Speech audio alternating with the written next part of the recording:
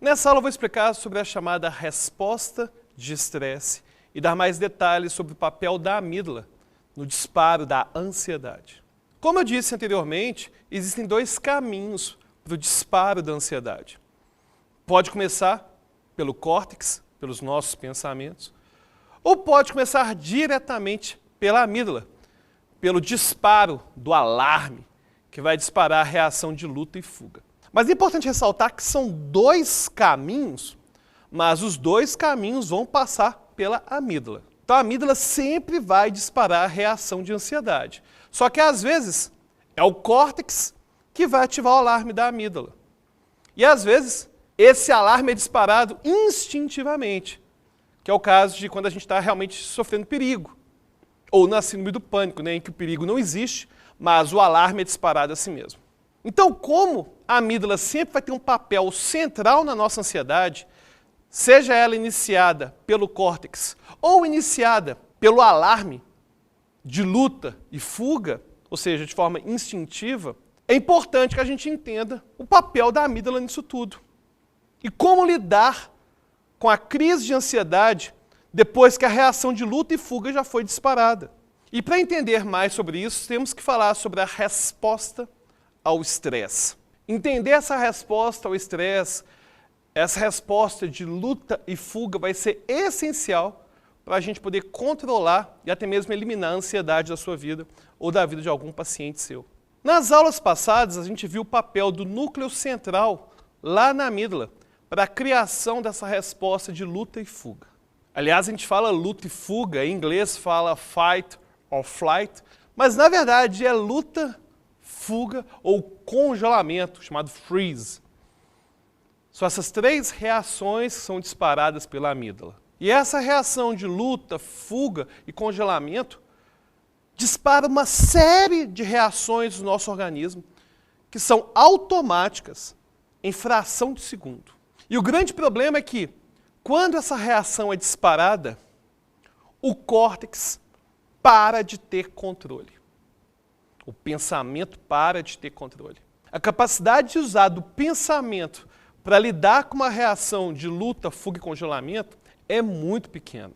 E por isso que é tão importante entender essa resposta ao estresse, essa reação de fuga, luta e congelamento, para você saber o que realmente pode ser feito.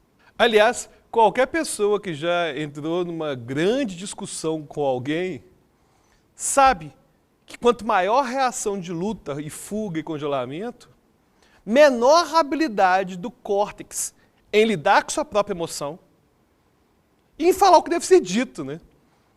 Quantas vezes a gente pensa na reação que a gente teve numa discussão ou até mesmo num assalto, a gente tem uma reação errada, principalmente porque o córtex acaba tendo uma ação muito limitada.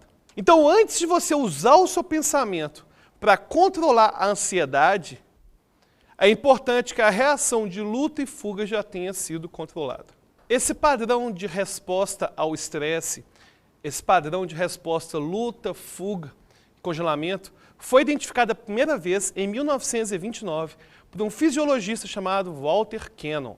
Depois, nos anos 30, um endocrinologista chamado Hans Selye reconheceu que a reação do ser humano e de vários animais a estímulos estressores é muito parecida. Muitas das nossas reações inatas são muito parecidas com a dos ratos, por exemplo. A nossa pupila vai contrair quando tem uma luz forte, mas vai dilatar quando a gente está no escuro. Nós e os animais vamos tremer quando a gente está com muito frio. E também vamos suar, ainda que de formas diferentes, quando está muito calor. E o Hans Selye descobriu que os animais e os seres humanos reagem de forma muito parecida a vários desses estímulos ambientais. Claro que muitas vezes os condicionamentos acabavam gerando situações bem específicas de estresse. Por exemplo, os ratinhos lá no laboratório viam a seringa e já ficavam com estresse. Eles também tinham medo de vassoura. Não, o ser humano, em geral, não tem medo de vassoura. Talvez tenha medo de uma reunião com o chefe. Mas ainda que o estímulo estressor ambiental que vai causar estresse no rato seja diferente do ser humano, a reação do corpo do rato quando vê a vassoura é muito parecida com a sua reação quando você vê o chefe, vê uma ex-namorada, vê um ex-namorado, vê um assaltante. E o Hans Selye descobriu que essas reações fisiológicas, que são tão comuns no ser humano, também são comuns a várias espécies de répteis, de pássaros e de mamíferos. O ser humano gosta de sentir-se superior aos outros animais. Mas em situações de perigo, as reações instintivas do ser humano são muito parecidas com as dos outros vertebrados. E atualmente, décadas depois dos experimentos de Hans Selye, foi descoberto que no ser humano, essas reações de luta e fuga e congelamento vão vir do núcleo central da amígdala. E essa resposta ao estresse vai produzir uma série de reações fisiológicas já muito bem conhecidas. Pupila dilatada, aumento da frequência cardíaca, aumento da pressão arterial, respiração rápida, o aumento do fluxo sanguíneo para os membros superiores e inferiores, para poder lutar, para poder reagir, para poder fugir. Todas essas reações vão estar relacionadas com a ativação do sistema nervoso simpático, que vai produzir hormônios relacionados com a situação de estresse, como cortisol ou adrenalina. Aquele mesmo cortisol que é liberado quando você vai acordar de manhã para poder fazer as coisas do seu dia a dia, vai ser disparado junto com a adrenalina para você ter energia para poder fugir e reagir. Então é importante entender essas reações fisiológicas, não só para entender a fonte da ansiedade, se a ansiedade veio do córtex, veio do pensamento ou veio direto da amígdala, mas principalmente para identificar se já existe uma crise agindo. Porque se já tiver uma crise, pensamento positivo, auto-hipnose em geral não resolve. Aliás, vão resolver se existir previamente um controle dessa reação fisiológica. Essa reação de luta e fuga ela é importantíssima no nosso dia a dia. Você está lá dirigindo e aparece uma criança no meio da rua, você tem que apertar o freio imediatamente. A amígdala permite uma reação em fração de segundo. O córtex precisa de pelo menos um segundo para fazer alguma coisa. E um segundo pode ser tarde demais. Você pode ver um cachorro vindo na sua direção, um cachorro raivoso, você vai disparar e vai sair correndo antes de pensar qualquer coisa. Então é importante essa reação de luta, fuga e congelamento existir.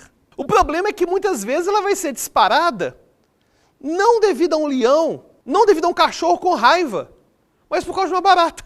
E a barata está lá, um anão, ou um palhaço, ou uma multidão. Então, quando a gente pensa nos transtornos de ansiedade, ainda que eu possa ter vários gatilhos, ainda que eu possa ter vários motivos, ainda que eu possa ter alguns que vão vir de pensamento e alguns que vão vir diretamente da amígdala, a reação de luta, fuga e congelamento é comum a todas elas. Por isso que fica tudo catalogado como transtornos de ansiedade, como fobia, ansiedade generalizada e síndrome do pânico. Alguns autores até classificam o TOC como um transtorno de ansiedade, devido à ansiedade gerada pelo córtex, pelo pensamento obsessivo. Mas ainda que eu tenha vários caminhos, eu preciso aprender a identificar e a controlar essas reações fisiológicas. Então, na próxima aula, eu vou falar ponto a ponto das características fisiológicas de um disparo de ansiedade. Porque se você consegue identificar esses elementos fisiológicos surgindo,